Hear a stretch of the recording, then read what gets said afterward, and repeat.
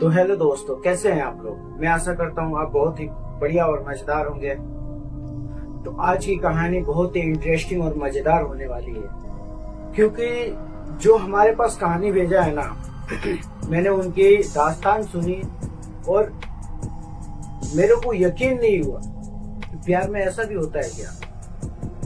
आप समझ सकते हैं कि प्यार में आखिर इतनी क्या दम है कि जिंदा तो प्यार लोग करते ही हैं, मरने के बाद भी प्यार करते हैं। तो ऐसा ही कहानी आ चुकी है हमारे पास। नितिन भाई ने भेजा है, वो भी उनकी दास्तान है। उनकी जो गर्लफ्रेंड थी, जो बनने वाली वाइफ थी, लेकिन वो तो इस दुनिया में है नहीं, लेकिन उनका प्यार जो है आज भी जिंदा और अमर है। तो चलिए सुनते हैं इस कहानी को और लास्ट तक आप जरूर सुनिएगा। और दोस्तों, आपसे यही कहना चाहता हूँ, आप वीडियो देखते हो लेकिन चैनल को सब्सक्राइब नहीं कर रहे हो। चैनल को सब्सक्राइब तो करो दोस्तों। मैं 12-1 बजे रात को आपके लिए वीडियो बना रहा हूँ, तो कम से कम एक सब्सक्राइब करने में आपका पैसा तो लग नहीं रहा है और ना ही वीडियो को लाइक करने में लग रहा है। तो दबा के सब्सक्राइब करो और लाइक भी करो। तो चलते हैं, कहानी के आगे बढ़ते हैं। तो ये कहानी हमारे नितिन भाई दिल्ली से भेजे। तो उन्होंने बताया कि लगभग ये 2002 की बात है। वो आज हमारे चैनल से जुड़े, तो उन्होंने ही हमें संपर्क किया और बताया कि मेरे पास मेरी जो रियल कहानी है वो अपने YouTube पे डाल सकते हो क्या। तो मैं बोला जरूर, क्यों नहीं, आप बताइए। तो उन्होंने बताया कि करीबन 2016 में मैं जब पढ़ाई करने के लिए 2002 में पढ़ाई करने के लिए जब गांव से दिल्ली गया था, तो दिल्ली में मीनाक्षी नाम की एक लड़की मिली जो कॉलेज में पढ़ती थी। मतलब थोड़ा मैं शॉर्टकट में अपनी तरफ से, क्योंकि उनकी कहानी बहुत ही बड़ी है, तो थोड़ा मैं शॉर्टकट में ही सुनाऊंगा। तो अपने गांव से जब दिल्ली जाते हैं, वो कमरा रेंट पे लेते हैं और अपने मतलब हॉस्टल में ही मान लीजिए रहने लगते हैं, रेंट पे लेके कमरा। तो वो अपने कॉलेज जब जाते हैं तो उनको एक मीनाक्षी नाम की लड़की मिलती है, जो कि बहुत ही खूबसूरत और टैलेंटेड भी थी और पढ़ाई लिखाई में बहुत ही तेज थी। और नितिन भी कोई कम नहीं था। तो नितिन जब पढ़ने आता है तो वो उसको पसंद आ जाती है, मीनाक्षी को वो लाइक करने लगता है।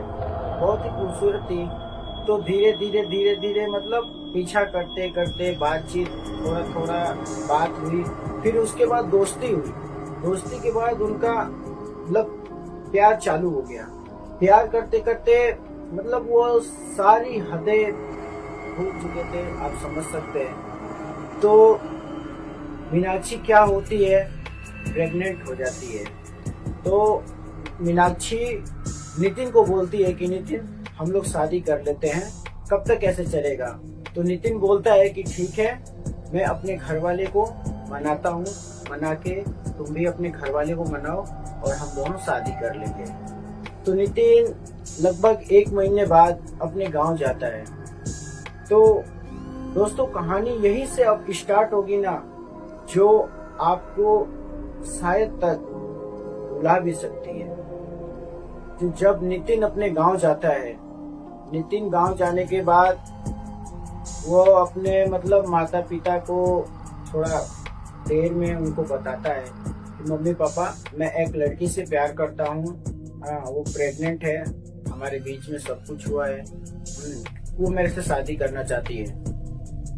तो दोस्तों, जो नितिन के पिताजी थे वो गांव के बहुत ही बड़े जिम्मेदार मतलब सरपंच थे गांव के।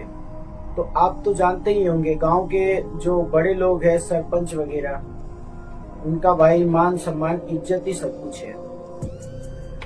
तो नितिन को बोला जाता है कि तू उस लड़की से शादी नहीं कर सकता है, क्योंकि वो पता नहीं हमारी जात बिरादरी की होगी या नहीं।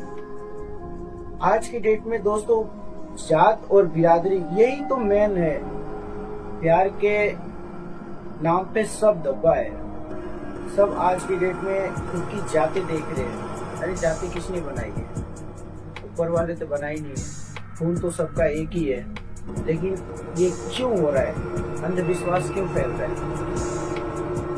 तो दोस्तों छोड़िए ये सब बातें, हम कहानी के मुद्दे पे आते हैं। तो दोस्तों क्या होता है कि वो बोलते हैं कि ये शादी हम नहीं कर सकते हैं, और घर वाले सब मना कर देते हैं नितिन को। पर जो मीनाक्षी थी वो अपने माँ बाप से बात करके, कॉम्प्रोमाइज करके, मतलब सब कुछ रेडी कर लेती है। तो अब नितिन भी जो है, नितिन भी थोड़ा दिन रुक जाता है और सोचने लगता है कि क्या करूं, माता पिता तो होने नहीं देंगे, मैं बाहर भी जाऊंगा तो अभी तो मेरी पढ़ाई चल रही है, क्या कर सकता हूँ। नितिन भी ठानता है कि चलो कभी और मेरी नौकरी वगैरह लग जाएगा तो मैं उससे प्यार करूंगी, शादी करूंगा। तो वो मीनाक्षी को सारी बातें बताता है। मीनाक्षी बोलती है कि मेरे मम्मी पापा जो है शादी के लिए मान चुके हैं, तुम आ जाओ, यहीं से शादी कर लेते हैं। पर नितिन जो है वो मना कर देता है, बोलता है कि देखो मैं अभी पढ़ाई कर रहा हूँ, पढ़ाई करने के बाद मेरी जॉब वगैरह लगेगी, उस समय हम दोनों शादी कर लेंगे। तो ये क्या है कि ये जो नितिन बातें कर रहा था उससे, तो उसकी माँ है ना सुन लेती है। तो उसकी माँ अपने पति से जाके सारी बात बता देती है कि ऐसा ऐसा नितिन उस लड़की से बोल रहा था। अब यहाँ पे होता है एक ट्विस्ट आता है। 2 दिन के अंदर ही नितिन के जो माता पिता थे वो सीधा बोलते हैं नितिन को कि उस लड़की से हमें मिलवाओ, हम तुम्हारी शादी कर देंगे, लेकिन हम धूमधाम से शादी नहीं करेंगे, एक मंदिर में शादी होगा। नितिन भी खुश हो जाता है, मान जाता है। नितिन मीनाक्षी को सारी बातें बताता है बोल करके। तो जब मीनाक्षी ये सब बातें सुनती है तो वो भी खुश हो जाती है कि चलो आखिर सब मान चुके हैं। लेकिन जो मीनाक्षी के माता पिता थे उनका कहना था कि हम लोग शादी धूमधाम से करेंगे और पूरे रीति रिवाज और समाज के सामने करेंगे। लेकिन जो नितिन के माता पिता है वो मना कर देते हैं, बोलते हैं हमारे तरफ से आदमी तो आएंगे, लेकिन हम धूमधाम से सारा रीति रिवाज भी होगा, लेकिन धूमधाम से नहीं कर सकते, हम मंदिर में करेंगे क्योंकि इनका लव मैरिज है। चलिए कोई बात नहीं, सब रेडी हो जाता है, सब मान जाते हैं। तो नितिन और मीनाक्षी का शादी हो जाता है। लेकिन नितिन का एक शर्त था कि शादी होने के बाद में भी मैं पढ़ाई अपना पूरा करूंगा, पढ़ाई पूरा करने के बाद ही मैं जॉब वगैरह करूंगा, तब मतलब अपनी बीवी के साथ में रहूंगा। तो नितिन के माता पिता बोलते हैं कि ठीक है, ये तो हमारी घर की बहू हो गई, अब ये हमारे घर में रहेगी। नितिन भी मान जाता है, मीनाक्षी भी मान जाती है और उसके माता पिता भी मान जाते हैं। तो इतना होने के बाद सब ठीक हो जाता है। धीरे धीरे कुछ दिन बीतता है, 1 महीने 2 महीने। लेकिन अब नितिन तो वापस दिल्ली चला गया था पढ़ाई करने के लिए, पर मीनाक्षी जो घर में थी नितिन के, उसके माता पिता और जो भी घर के सदस्य थे उस पे बहुत ही अत्याचार करते थे। नितिन नहीं होता था तो उसको मारा जाता था, पीटा जाता था, खाना मतलब नहीं दिया जाता था घर में, बहुत ही मतलब उसके ऊपर अत्याचार हो रहा था। पर नितिन है जो उसको कुछ नहीं पता था, और उसके माता पिता, नितिन के माता पिता भी मीनाक्षी से बात नहीं करने देते थे। वो कभी भी कॉल करता था तो बोलता था मीनाक्षी से बात कराओ, तो वो बोलते थे बेटा कुछ ना कुछ काम का बहाना बना देते थे, इस काम में है उस काम में है। पर मीनाक्षी जो थी वो कैसे अपने दिल का दर्द बता सके नितिन को कि हाँ मेरे साथ यहाँ पे क्या अत्याचार हो रहा है।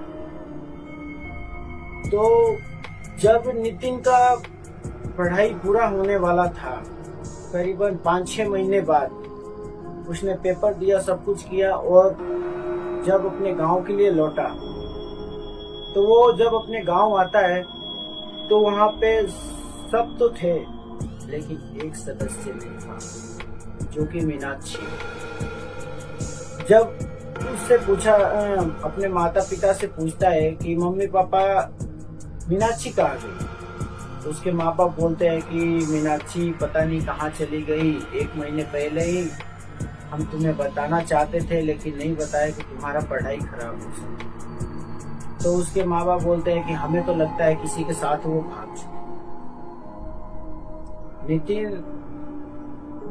सदमे में आ गया और सोचने लगा कि ऐसा तो कभी मीनाक्षी कर ही नहीं सकती है, क्योंकि वो मेरे से ही प्यार किया था और मेरे पे ही विश्वास किया था, मुझे छोड़ के कहीं जा ही नहीं सकती है।